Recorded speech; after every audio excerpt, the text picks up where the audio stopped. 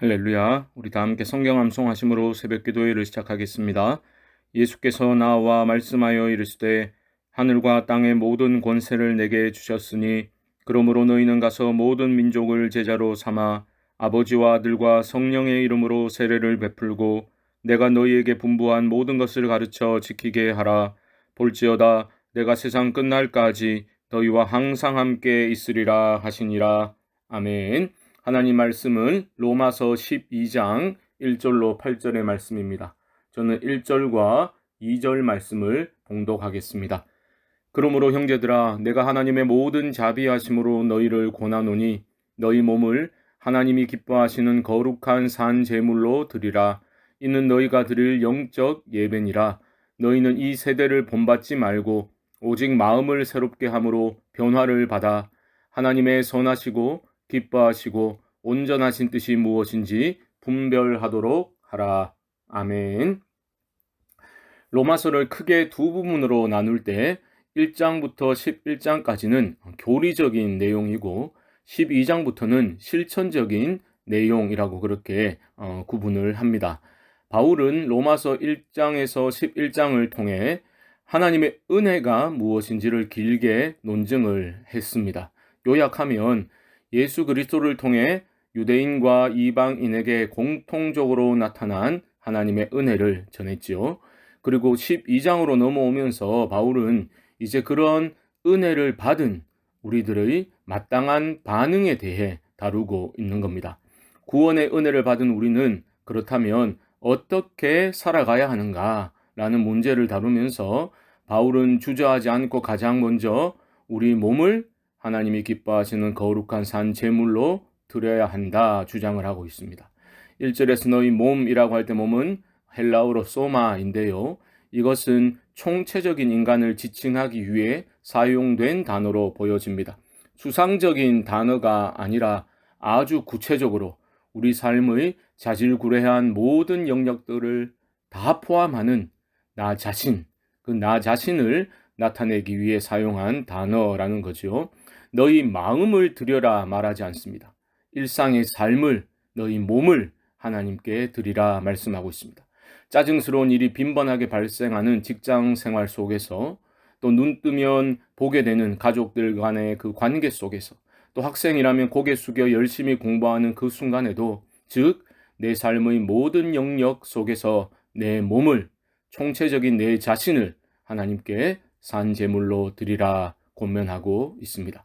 바울은 1절 하반절에서 이는 너희가 드릴 영적 예배니라 말하고 있죠. 여기서 영적이라고 번역된 헬라어 로기코스라는 단어는 합당한이라는 뜻을 가지고 있습니다.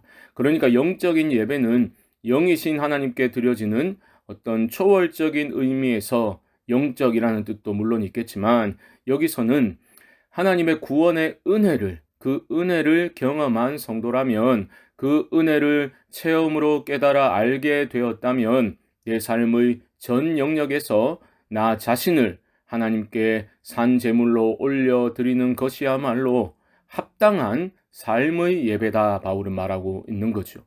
이런 은혜가 메마르지 않도록 날마다 기도하고 나의 전부를 하나님께 예배로 올려드리는 그런 복된 삶을 살아가실 수 있기를 소망합니다.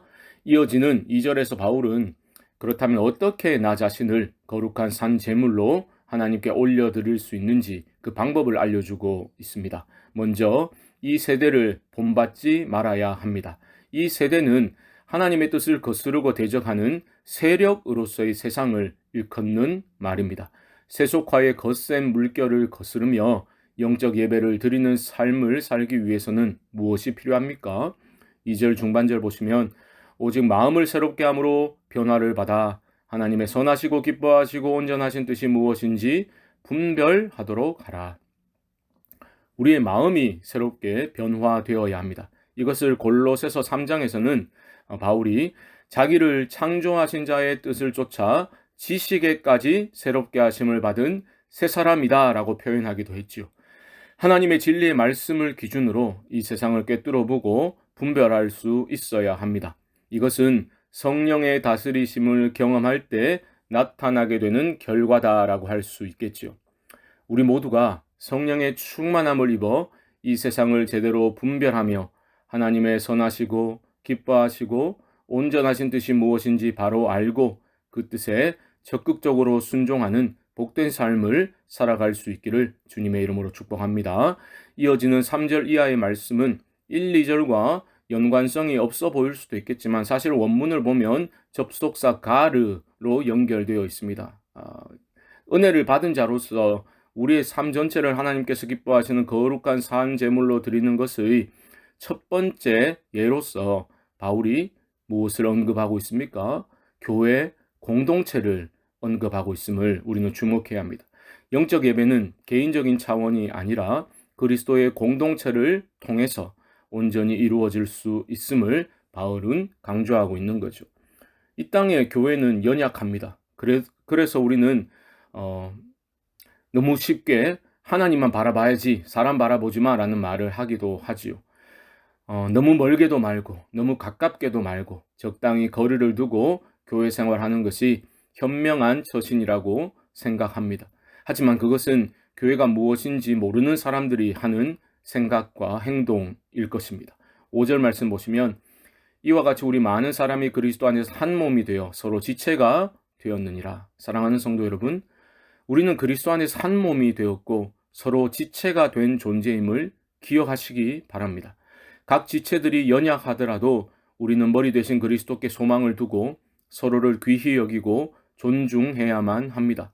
함께 울고 함께 웃는 아름다운 한 몸 공동체를 이루어 나가기 위한 소망을 결코 포기해서는 안 되는 것입니다. 그리스도의 몸된 교회를 아름답게 세워나갈 수 있도록 하나님 우리에게 은사를 허락하셨습니다.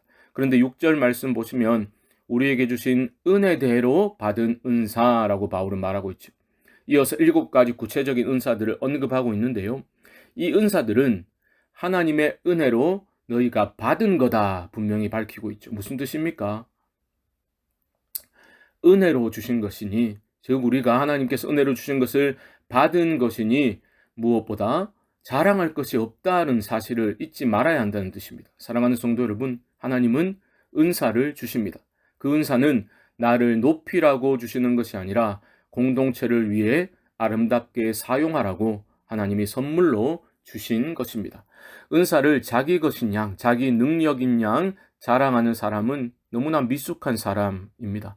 그리스도의 몸된 교회를 위해서 겸손히 아름답게 사용할 때 하나님의 영광이 드러나고 주님의 교회가 건강히 세워져 나가게 되는 것입니다. 사랑하는 성도 여러분, 날마다 구원의 은혜에 감격하여 나의 삶 전부를 하나님께 거룩한 산 제물로 드리는 합당한 예배, 영적인 예배를 드리는 그러한 삶의 예배자로 살아가실 수 있기를 주님의 이름으로 축복합니다.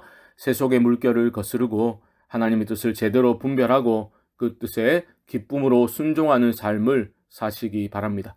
그리고 하나님 주신 은사가 있다면 자기 자랑을 위해서가 아니라 주님의 몸된 교회를 위해 아름답게 사용하실 수 있기를 바랍니다.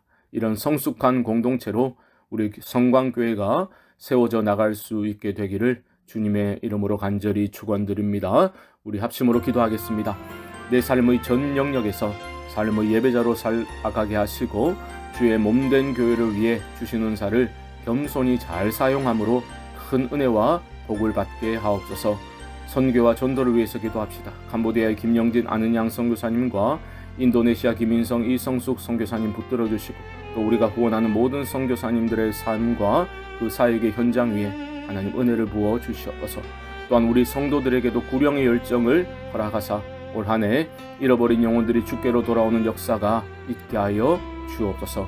우리 교회가 영혼 구원하여 제자 삼는 교회의 본질적 사명에 전심으로 헌신하여 하나님의 일하심을 크게 경험케 하여 주옵소서.